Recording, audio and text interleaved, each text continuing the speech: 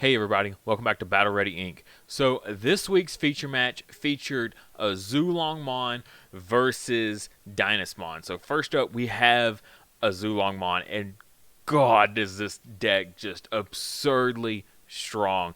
Like, it literally took us several takes to get a game where Dynasmon had a good chance, because literally this deck is so fast and so powerful that it kind of really just doesn't let any other deck set up, which is important for the BT6 format because a lot of what's going on is incredibly fast. We got things like Jessmon that can OTK really easily, as well as we've got both Bonds decks that can also just really blow through security super fast. So if you're going to play a deck that's going to stand up to those, it also needs to be very fast or insanely control heavy.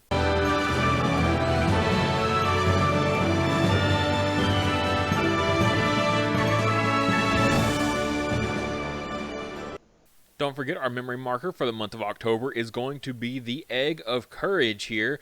This is for you Flame Dramon lovers out there from Adventure 2. This thing is awesome. It's handmade out of clay by my wife, hand-painted, everything. Absolutely just gorgeous memory marker. The most intricate paint job we've had, like, by far. It's super cool. And if you want any of our previous memory markers that we've had on the channel, check the coffee link in the description below, and there you can get all of our previous memory markers that we featured on the channel. The benefit, though, is that if you go through Patreon, you get the current memory marker a whole month before it ever goes live on Coffee. So you get it much earlier if you go through Patreon. Also, depending on the memory marker, you can actually get them cheaper, because as we go on, they might get more expensive, but Patreon will always be set to $20. So there is that. Alright, so let's go ahead and jump right into this deck profile here. At the end, I do have some other cards that we can show in place of others, but just starting out here, I've got the new baby Kiromon, and this thing, oh my god, at the draw power that you can get off this thing. At first, when I first built this deck before playtesting, I was like, well, I don't know how much draw power it's going to be. I don't know if I want that plus 1000 DP buff if you have 8 or more cards in your hand. I'm not sure, quite the level of draw search factor that we're going to have. Dang, was I wrong. This thing, it's only once per turn, but when one of your opponent's Digivolution cards is trash, trigger draw one. In this deck, with all the Hexablaumon stuff and everything we've got going on, that every turn you're going to get the draw for this. And unlike Upamon, who is our 5th egg here, you have to attack when they have no Digivolution cards at all.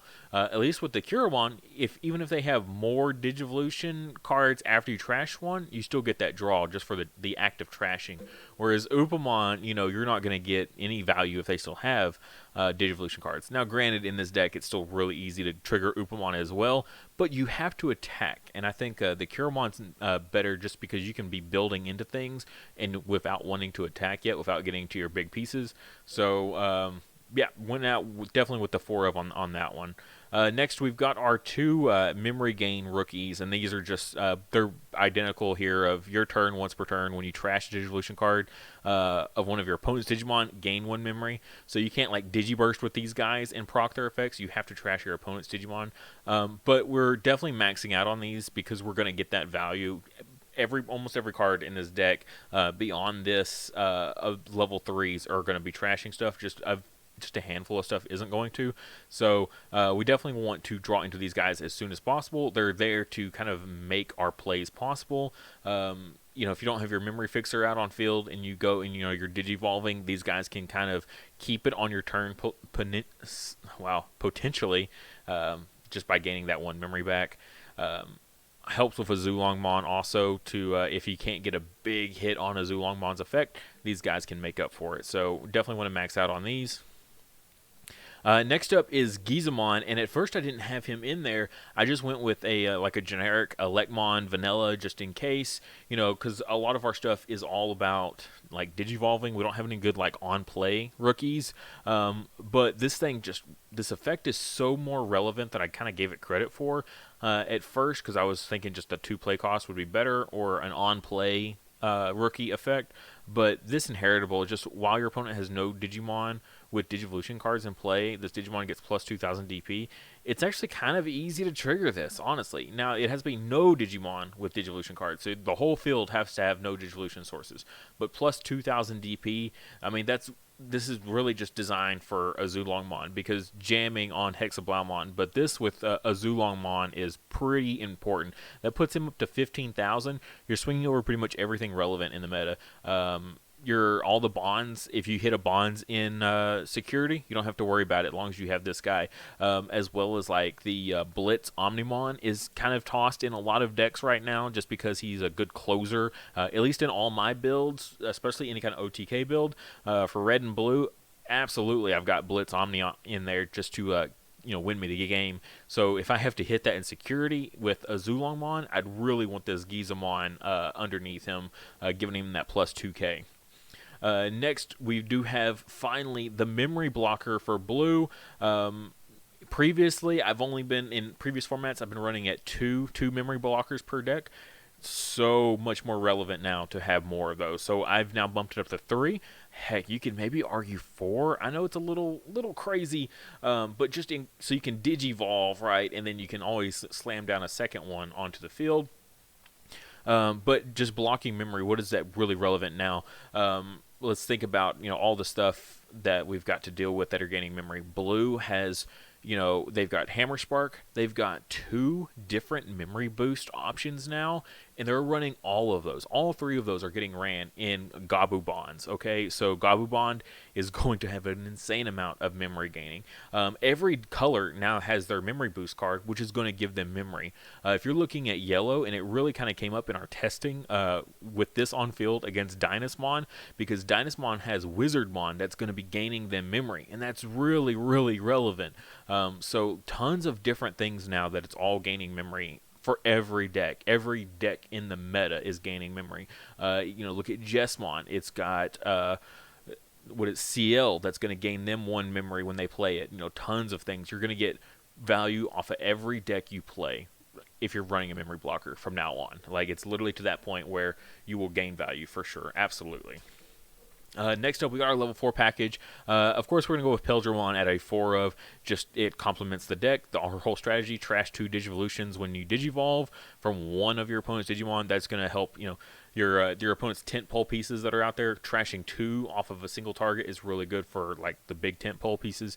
But even if there's not, as long as you're trashing Digivolution sources, you're good. So any chance to fit in, like, a when Digivolving trash Digivolution sources, we're absolutely going to take advantage of that. So Peldramon is a must-have 4 of. Next, I've got Grizzlymon in here at a 4 of, and part of this deck is a little bit of stall. That's like the Hexablaumon portion of it a little bit. So the Grizzlymon in here just for that in the 6,000 DP, because going against decks like Jesmon, right, they're deleting 5k or less Digimon. So if they swing with Jesmon, being able to keep your blocker on field to, 1, stop the swings coming in, like the swings for game with either, what's his name, the Agunimon. So if they Digivolve on top of their Tamer to try to swing for game, you're going to stop the Agunimon, you're going to stop the Blitz, you're going to stop any of the Sistermon that they might have played on a previous turn. So being able to keep your blocker on field after the Jesmon swings is important. Now, the reason you don't block the Jesmon is because Jesmon has piercing. But it's just important to have be able to stop the swing for a game. And that's what Grizzlymons are in here for. Now, I do have the Cielomon in here as well, just because it's a 1-cost Evo. Again, you're going to have that issue because he's a 5,000, so he's kind of like a stair-step into something else. So if you don't have your Peldramon, you can go into this guy instead to evolve faster. Now, there are plenty of other options for level 4s, and I think this is like a super big flex spot in this deck. Probably where you could probably get the most like uniqueness out of the deck is in this exact slot right here. We'll go over it, but there are several other things that you can run in place of it. I just really like the fact that he's a 1-cost Evo, and the fact that he's a blocker on the side. So as long as I'm not going against Jesmon, he's still going to be completely relevant. Even yellow, you're really going to run into a lot of DP minusing that you have to worry about. At most, there could be like a yellow War Greymon being run in a Dynasmon deck, but even then, it doesn't matter if you're 6,000 or 5,000, he's still going to take you out. So big flex spot right here on the Cielomon. Next, we got Chris Peldramon at a 4 of. Again, same premise is that when Digivolving, we're trashing Digivolution sources. This one is a blanket trash Digivolution Source on all your opponent's stuff. So this one's really important for getting like your Gizamon here live, to make sure you trash all your opponent's secure or all your opponent's inheritables, so that way you can get that rookie live. So him in combination with like Azulongmon, who does the same thing when digivolving, it trashes all the sources, or at least one source on everything on the field. So him combined with Azulongmon, you know, that's a big wide blanket trash. So really great combination there for those two. Specifically for the rookie there and making him live. And then both of these guys have the same inheritable, which is why we run the Weregurumon as well. And it's just security attack +1 while your opponent has a Digimon with no Digivolution sources. So as long as a single one doesn't have a Digivolution source, you know, you're going to get these live, which absolutely you will. As long as they have something on field, you'll probably proc this every time.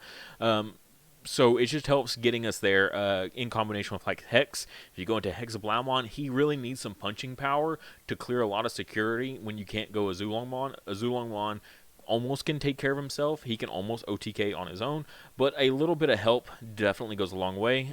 This really came up in our feature match a lot, of just having this one extra security attack really is what pushes the deck over, like into realms of almost like consistent OTKs. So absolutely we're going to maximize on this. But we do have two of the new Majoromon here, and this is like kind of like the baby form of Azulongmon. I say baby, it's a level 5, but it's like just a lesser version. And so when digivolving, trash one Digivolution card from the top of your opponent's Digimon. That's really neat, because usually that's like your level 5s that you're going to be trashing and things like that. A little bit more prominent effects can get trashed. The inheritables on level 5s are usually way better than inheritables on like rookies. So trashing those is great. Yeah, just that's really all there is to it. So he's at a 2 of in here just because that's really neat. But also when attacking once per turn, if your opponent has no Digimon with Digivolution cards in play, unsuspend this Digimon. So then we're kind of like in the realm of Jesmon. Jesmon gets to attack twice with because of its inheritables, and that's what really enables some OTK power with Jesmon, is because he swings twice.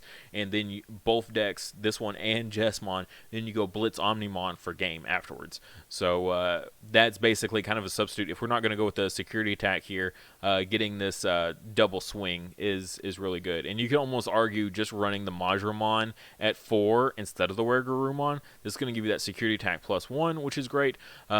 This one, you do have to have no Digimon with Digivolution cards. Okay, so if they have a single thing that has a Digivolution source, you can't proc this. And that's why I'm a little lenient on, or a little hesitant, I should say, on running him at a 4 of, is just because it can be a bit more tricky to proc this and a lot easier to proc the security attack +1. So more playtesting on ratios for him. But again, very powerful card. Absolutely want him in the deck for sure. All right, next up we're going to get into the bread and butter of it all here. And you notice we have an even split, 3 and 3. Originally, I was thinking, you know, of course, 4 Hex and then 2 Azulong. Azulong's just here for a little bit of punching power, that's all. But no, it's really Azulongmon. He's here to mess some stuff up. I just like the even split, really, because if you can't get in a situation where you can really just hammer your opponent with Azulongmon, then being able to stall is going to be more prevalent with the Hexablaumon. So when attacking, you can trash 2 Digivolution cards on one of your opponents, and then you get the jamming if your opponent has a Digimon with no Digivolution cards. So 11,000 DP feels a little low, but it's super easy to give yourself jamming with this guy, so it's totally okay. And then this is the big thing. This is what kind of makes the whole deck possible. If you're not aware of what Hexablaumon does for whatever reason, all turns, both yours and your opponent's Digimon with no Digivolution cards can't attack or block. So with all that trashing that we're doing on all these like when evoing effects and when attacking effects, putting your opponent with no Digivolution sources is super easy. So turning all your opponent's Digimon off, not a big deal. Very easy to get this guy's effect going and just stall for as long as you need until you can get into like a second mega for Azulongmon. But Azulongmon is our next up. 5 Evo cost, feels steep, but that's okay because when Digivolving, trash 1 Digivolution card from bottom of all your opponent's Digimon, then gain 1 memory for each of your opponent's Digimon with no Digivolution cards. Now, that's not gain 1 memory for each one that you trashed off of. So if you'd say they've got 5 rookies out there with no Digivolution sources and you Digivolve into this guy, you're going to gain that 5 memory, okay? It's not about how many you trash, it's about how many are left, after that effect with no Digivolution cards. So if they have more than 5, you're going to gain. You're going to plus. It's crazy to think that you could ever plus off this. I feel like it should be a max of 5. I feel like that wording should be in there, but it's not. So heck, punish your opponent. If your opponent is playing against this deck and there's a hint that you could be playing Azulongmon and they go super wide with no inheritables, that's their own fault. They deserve to get punished for putting themselves in that situation. Then for on your turn, for each of your Digimon with no Digivolution, for each Digimon with no Digivolution cards on your opponent has in play, get Security Attack +1. So really easy. You just need basically your opponent to kind of have like two that don't have Digivolution cards, and with the inheritable of swinging twice here, you could clear all your opponent's security, and then right here we have Blitz Omnimon for game. Or if they've got a whole bunch of stuff, you can just swing for all your opponent's security. With this massive security attack, you get security attack +1 from your inheritable right here, and from his own. You just need your opponent to have 3 Digimon without inheritables. How often does that happen when playing against this deck? All the time. Super easy to get your opponent with no Digivolution cards, and 3 Digimon on field at once is not that big a deal, not hard to do. So getting this guy to clear 5 security is not too bad. It's actually pretty reliable. The only thing is he is 13,000 DP with no jamming, so that's why we really like to have that plus 2k on him to put him at 15,000. At 15,000, he's swinging over everything relevant in the metagame. You will struggle a little bit against security control because security control will just eat this guy for lunch. But everyone's gonna be playing Jessmon and Bond of Friendship, so what do you got to worry about, right? Maybe. And then, Blitz Omnimon, which we already discussed, he's just here for your closer, just at a 2 of, you just want to draw 1 and sit on it until it's time to win. His other effects aren't really, prevalent. If your opponent's effect would delete this Digimon, return it to to its owner's hand or deck, you can prevent it by trashing a level 6 in this Digivolutions cards. So that's kind of neat. I guess this is your answer to security control. When going against security control, you can just go Blitz Omnimon then and survive whatever it is that they want to try to blow it up with. Next, we got Sora and Joe, and if you've been around since last format, you've probably seen how much work this thing is putting in. In this deck, super easy to get this thing off. I've seen this used in other decks, and it's just annoying to play around. You have to play so suboptimally when playing against this card. It's like, I've got that rookie there. I don't really want to Digivolve anything on top of it. I'd rather go into my raising area and keep Digivolving into something higher, but I really don't want them to gain all that memory off the Sora and Joe. So then you're Digivolving like a level 4 on top of it. That's a little suboptimal just to play around Sora and Joe. But if they don't play around it, oh my god, is just the absurd amount of memory that you're going to get off of this thing is so good. Just especially the more and more you get out there, just the better and better it gets. Then you just make these massive turns with these massive plays. But not just the gaining memory, though. Just when you attack with a blue Digimon, you may suspend this Tamer to trash 2 Digivolution cards from the bottom of one of your opponent's Digimon. Again, that's going to do things like, in combination with your rookies down here, that's going to get you memory. I mean, say you've got that level 4 with these underneath it, you swing, activate Sora and Joe, gain you that memory. Even if it dies and you've got your level 5, it's like, all right, now I've got enough memory because of that one gain. You can just do so much with this deck. The combos are real. There's so many different lines of play you can do with this deck. It's actually way more unique and way more interesting than a lot of other decks that are in the format. I'm not going to point any fingers, but the plays you can do in this are really, really, really cool. And it also just kind of makes other things live, like your Azulongmon. He doesn't gain this effect, the security attack +1, when he Digivolves. This is just as soon as it comes up, get that security attack +1. So you can be at +2 security attack, and you really need that +3, and you swing with him, activate them, trash the last 2 of whatever tent pole piece they had out there, and you get another security attack +1 because of your Sora and Joe. So again, the combos are there. The last two main cards in the deck here are going to be our Matt. This is just a memory fixer. I just like to have a memory fixer in the deck. You can play around the Sora and Joe, but as long as we can be at 3 memory, we can make Digivolve into these guys. Most of the time, Azulongmon. And still keep it on your turn, and that's really relevant. So memory fixer, just for going into our megas, is great, as well as our level 5s, going into our level 5s and keeping it on our turn. So memory fixer there, because you can't play around a memory fixer. And then also it has the same kind of thing here of this one is when you play a blue Digimon, you can suspend Matt to trash the bottom Digivolution of one of your opponent's Digimon. So that's just another way to trigger all these effects, trashing Digivolution sources. So the fact that our memory fixer also plays into this is great. Now you could maybe play Davis instead, just for like some search power for your blue stuff. I could definitely see the argument for a Davis here instead. I think it's really just personal preference. I think both are completely relevant choices.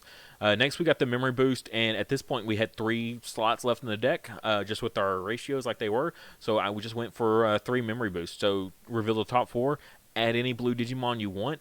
Great search card. So having this nullifies the need for Davis a little bit, and just get into the exact piece you need, and then that delay gain 2 memory. So on a follow-up turn, you search out that Azulongmon or that Hexablaumon, and then following turn, they try to memory choke you at 1. Boom, just memory boost. If you don't have any of your Tamers giving you memory, putting you at 3, and then go into that Mega, and then just, OTK them. So great card. Blue memory boost will probably be in like every blue deck forever. Honestly, all these memory boost cards will probably be in like every deck for a long time, for the foreseeable future. All right, and then that right there, those top 2 lines, that's going to do it for the overall deck. Now, this bottom section down here is what I've got for level 4 alternatives to the Ciellamon. First up, we have Vidramon here. When attacking, if you have 8 or more cards in your hand, return one of your opponent's level 3 Digimon to their hand. Okay, that's kind of neat. It's with the draw power, like I said in this deck, kind of easy to get yourself to 8 cards, honestly. So a neat inheritable. Doesn't really play well with the deck, though, but I did want to just kind of throw it out there. I did think it was just a neat card. Depending on, what's going to be relevant in the meta, this could be pretty prominent for certain cards.